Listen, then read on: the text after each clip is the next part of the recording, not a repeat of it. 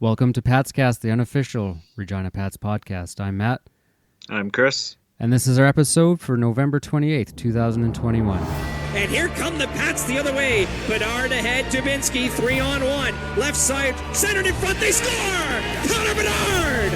Overtime winner with 1 second left. Nyhoff will chase to the left bridge right corner. Beats the icing. Back of the net, now right halfwards. McNutt centered, and they score! First career goal here in the Western Hockey League. Alex Getzy.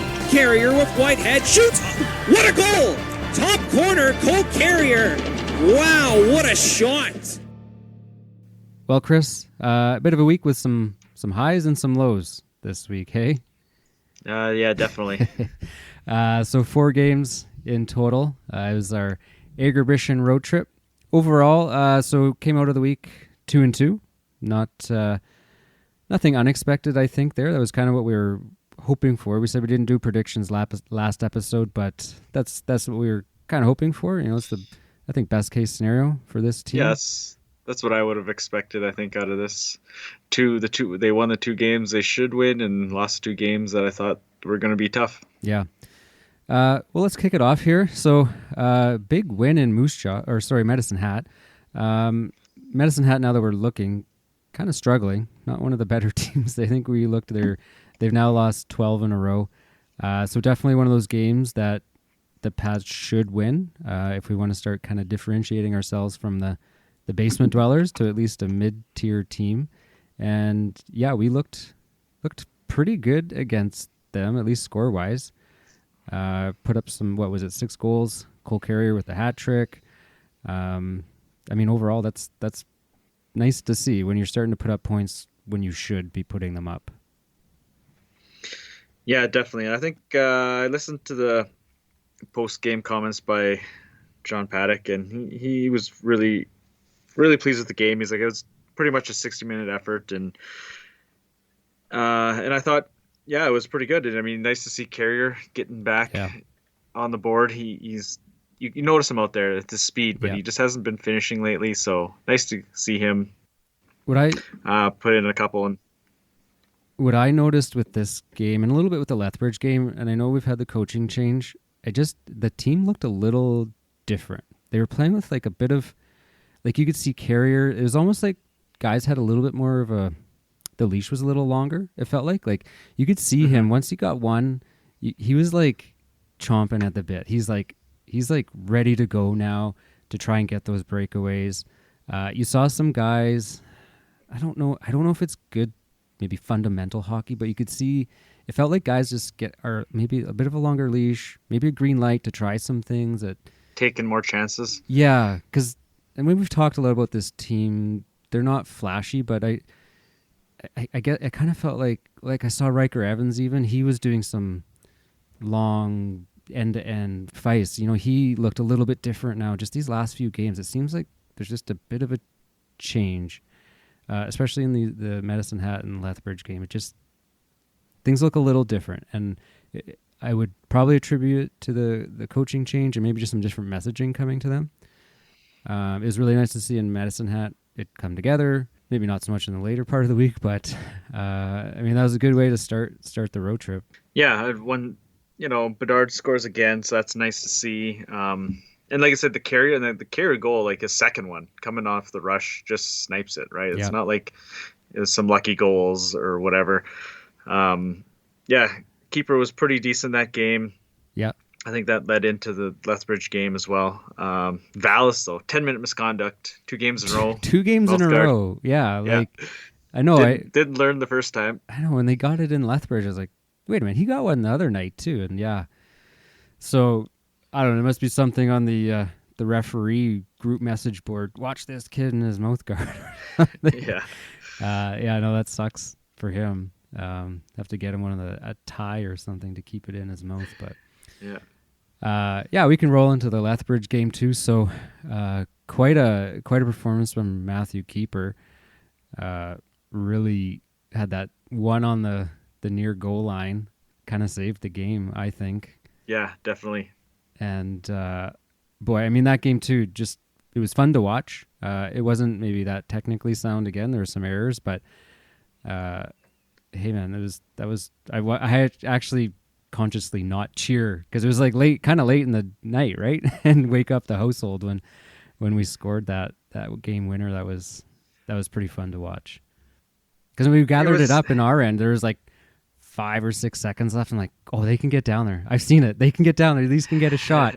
And they had Bedard and Dubinsky on the ice. And I thought, well, if anyone's gonna do it, it's them. And yeah, man, for them to go down and score, that was pretty fun. Yeah, and that's Bedard's first power play goal of the season. Is it really? Yeah, and that's interesting. That's crazy. The Pats actually have a fairly good power play. We were going into the weekend.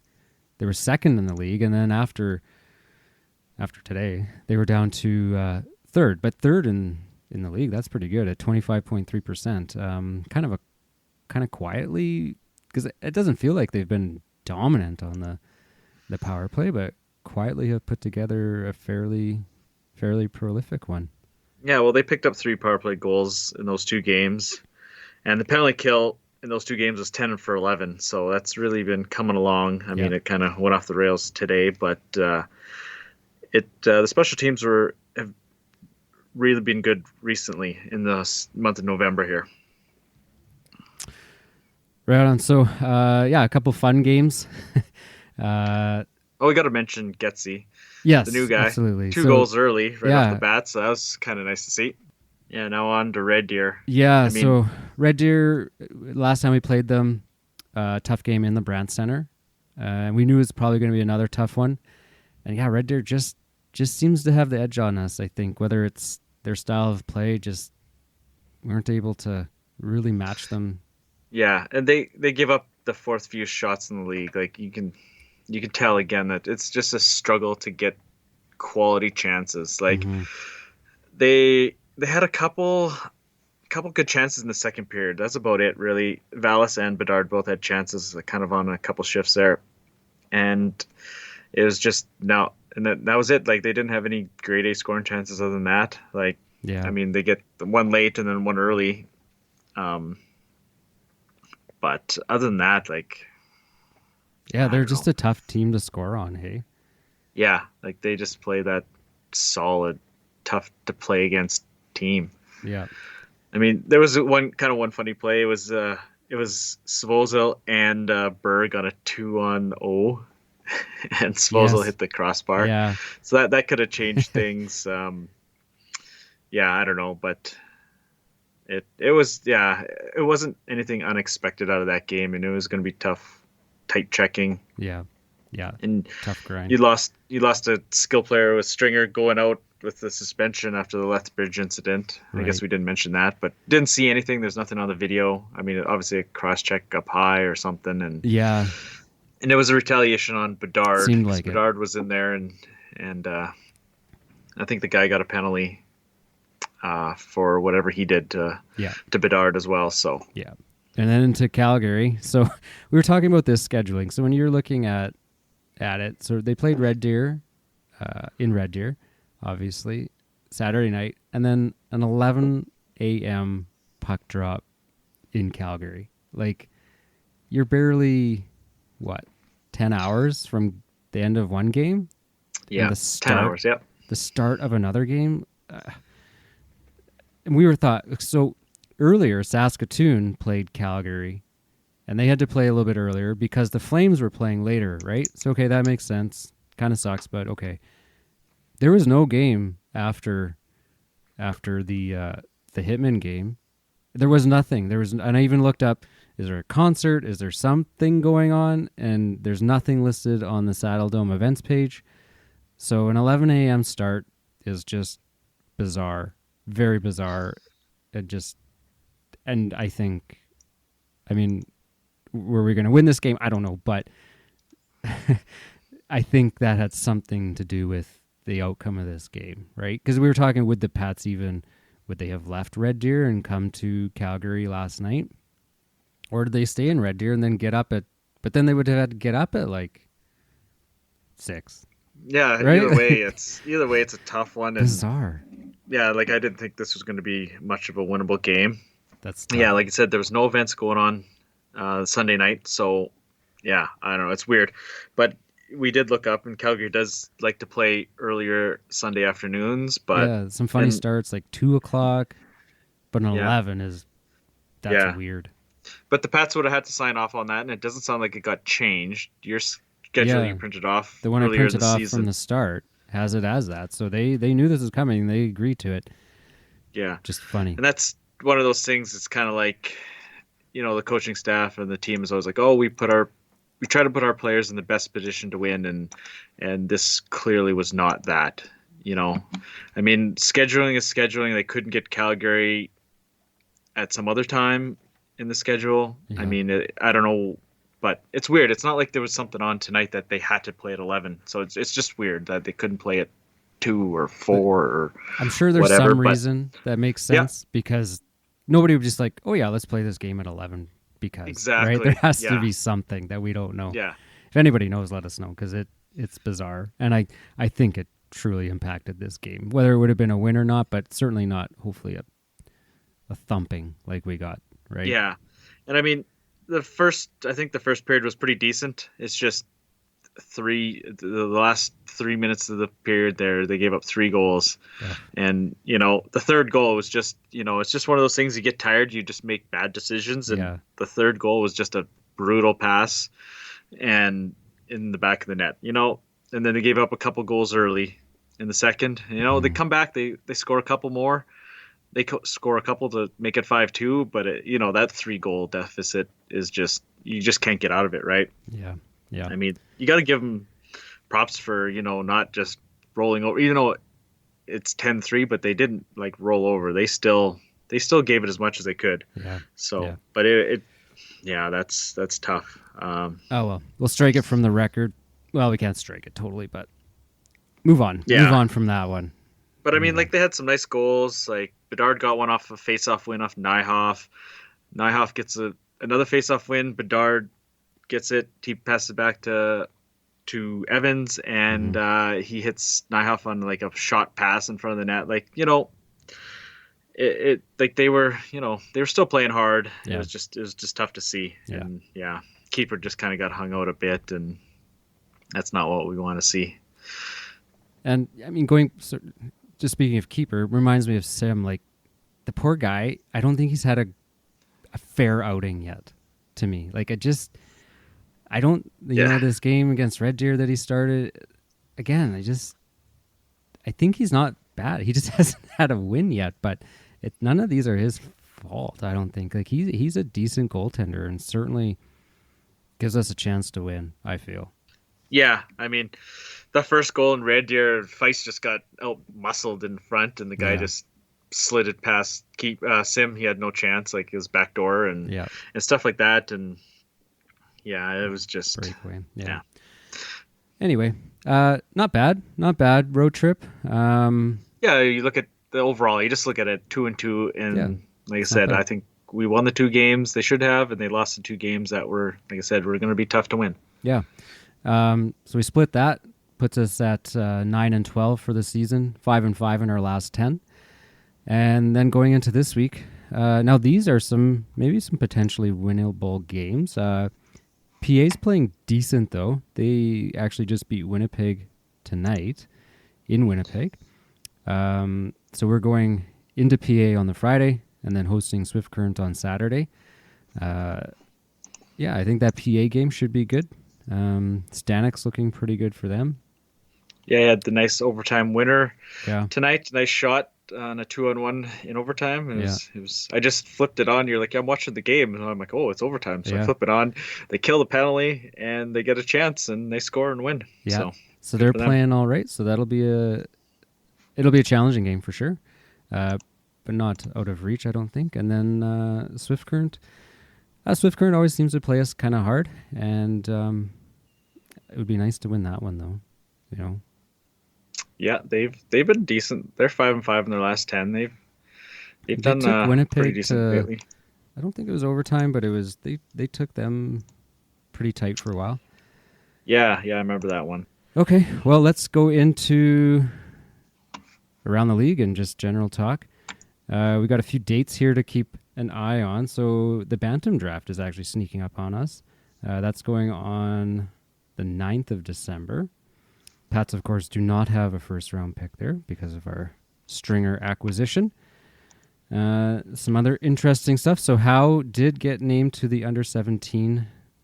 Yeah, I guess it's kind of a tournament. It's just their usual 3 teams, and they threw in the women's team for a 4th team because nobody's coming over here to play, I guess. So, just get the kids the usual some kind of tournament.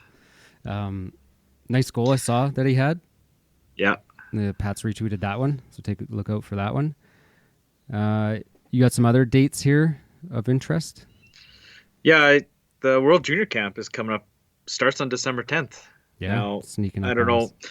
I know lots of people were talking about Bedard last year for World Juniors. Is he going to go get an invite this year? Tough to say. He hasn't. I wouldn't say so. Yeah, he hasn't brutally been honest. I don't know.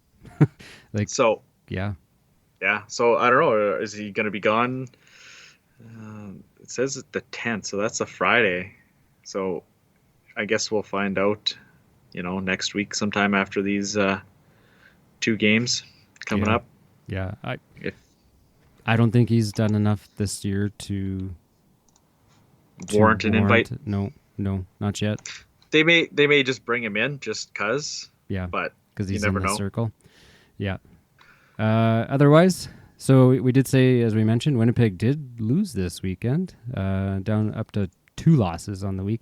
I was looking at WHL top scoring. They have 6 out of the top 8 scorers.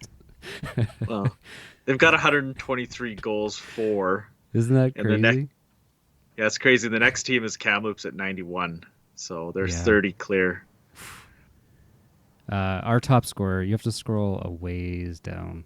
I bet. I think it's like 37. Oof. Yeah, and it's Riker Evans. The D-man, yeah. Yeah. Yeah, and I watched a bit of the Victoria Everett game. Mm-hmm. Victoria stunned them. A little surprising. Yeah. And then that was in overtime, so Everett didn't end up getting a point out of that. But then the next night, Kamloops came in and beat them. That was a really... I would have liked to watch that game. Yeah. That was Saturday night, same time as the Red Deer game, so I was unable to watch that one. But who was 3-2 in the end, right? Was it? I can't remember what it was, but it was close. Going back to the Victoria game, though, they have a player, the name escapes me now, but they must have picked him up on waivers. He played for Charlottetown, so he literally went coast to coast. Wow. Yeah, that's kind of crazy. So if a player gets waived from another league, obviously the Q in this case, anyone in the CHL can pick him up? Wasn't an import? No, he's not an import. So it must be this guy from Nova Scotia then. Yeah, on the roster. Yeah, Bailey Peach. Yeah, there you go. That's his name. Interesting. So I don't know how waivers works. I assume you just go worst team out of the remaining 2 leagues, and then because Victoria's way down there, so they would have had. But just like with the draft for bantam drafts, it's protected geographically. Right. But once you're in the CHL, you can go anywhere. It sounds like. Yeah, if nobody picks you up, like I think you're restricted to your league. You can't get traded to the other leagues anymore. There used to be kind of. Oh, could they do that? I think there was. That'd be wild. I think back in the day there was, but now there isn't. So I guess you just get waived, and if nobody in the league picks you up, then you can go wherever you want. Really. Okay. Interesting. Okay, well, let's look into this week a little bit closer. So let's make some predictions here. You got in PA on Friday, then Swift Current at home on Saturday. I'm going to go, I always go for the fences here. I'm going to say we're going to win both. 2-0. Yeah? Yeah. All right. I'll go 3 points. That's 2 close games, I think, maybe, and let's get at least 3 points out of this weekend. Yeah. Fair enough. And then the Swift Current game has that unique jersey, the Leave Your Mark. So there's a fan-designed jersey up for auction, I imagine? Yeah, definitely. Okay. What do you think Bedard's takes? I don't know. Are these just laminated? Or what they're all just sublimated. They're nothing nice, nice quality. No but crests or anything? No, I don't think so. But I don't know. Does it crack 1,000? Yeah. I think it does. Yeah. I think anything, because it's open to the internet, right? If it was local... I assume it's going to be on 32 auctions like they usually do. Yeah, as soon as it's on the internet, you'll get some guy from God knows where. Yeah, if it's in-house only, like the small town teams do that still, but... It'd be far less, but it'll easily be 1,000. I bet you it starts at $750. Starts at $750. I bet you they start the bidding at maybe $500. I don't know. The other ones will be like $200, I think. They'll start them at $200. Yeah. I actually haven't seen... Have they actually released a mock-up or an actual picture of it? I've seen the sketching that the girl did, but I haven't seen the jersey Yeah, that's all itself. I've seen. Okay, so I haven't missed that. You going to bid on one? Yeah, probably You not. got quite a collection back there. Yeah, I've got some going. You'll have to update that. Put out your Oh, maybe we'll leave it till after Christmas. Okay, when there's nothing to talk about. Yeah. Okay, speaking of something to talk about, we will be back next week to talk about these two games. Be nice to see the Pats at home after, a fairly successful road trip. It'll be nice to see them. And we will see you guys at the rink. All right, good night. Bye. Patscast is a proud member of the Saskatchewan Podcast Network. If you're interested in other homegrown podcasts with a wide variety of topics, check out saskpodcastnetwork.com.